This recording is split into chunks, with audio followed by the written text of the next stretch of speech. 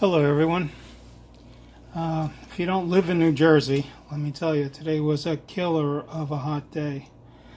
So I decided to spend my time down in the workshop and put together a project that I'd been planning for quite a while. As you can see, it's a shaving stand.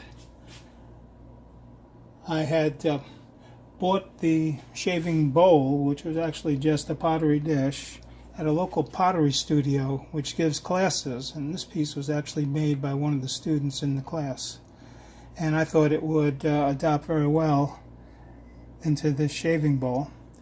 The brush came from eBay, and the stand is made out of leftover Canadian maple from our flooring project. I stripped the pre-finished side, cut it into workable size pieces, turned the bottom on my bandsaw and then profiled it using my router, and the same thing with the top. I turned the profile on my bandsaw and then I used my router to put that detail on the edge.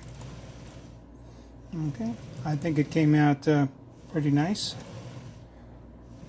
And let me show you a couple of features. I still have to put some finish on it, and I have to fill in these screw holes. There's one on the bottom, there's another you can't see on the top, with some wood filler or filler plugs. Now, nice feature of it is that the shaving brush has a metal base, so I was able to use a magnet to attach it to the stand, and it fits up into a recess that I cut and just stays in place. Alright, the shaving bowl mates to an indentation that I put in the bottom of the stand to keep it from sliding around. And of course the shaving bowl holds the shaving soap. This is a handcrafted soap.